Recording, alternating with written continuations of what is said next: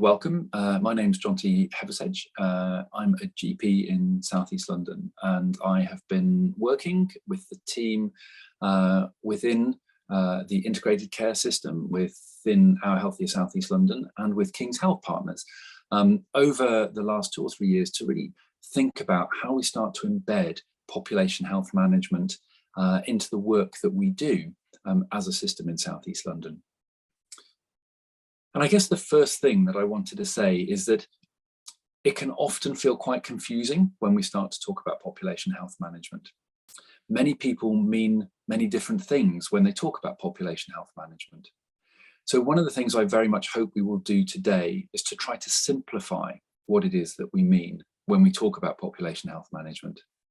And from my point of view, that is just about understanding effectively the needs of our population and then translating that insight into the work that we do to improve and enhance the services that we deliver across South East London so that we improve outcomes and reduce inequalities for the population. So we need insight about our population's need, and we need to translate that into action. It's an active process, and we need to undertake that in a systematic way so that it becomes the work that we do. It's not a silo, it's not a sideshow. It is the work that we do as an integrated care system. It is at the heart of everything that we do at every level of the system. Whether we are clinicians identifying patients proactively so that we can anticipate problems that might arise and take action earlier, or whether we're service managers trying to improve service pathways and care and ensure that there's equity of access to those services and interventions for our population. Or whether we're making decisions about the resource that we have for the population and how we can allocate that in a way that better reflects need. All of that is population health management. It is actively using the insights that we have from our population and translating that into the work that we do. It is important, therefore, that we start to build particular capabilities in our system. We need to build capabilities that allow us to derive insights from the data that we have on our population. But importantly, it's not just about data. It's also about engaging and involving our local communities so that we better understand the need. We then need to translate that data into insights. We need analytics capability, and we need to put those insights into the hands of the people who are making decisions or who are making changes within our system. And then we need to give those people the capabilities that they need to make change happen.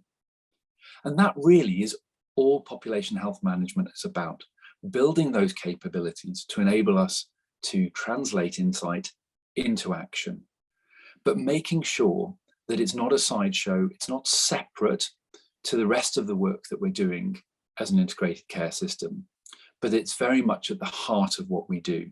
We need to make population health management the operating model, the way that we work together as a system.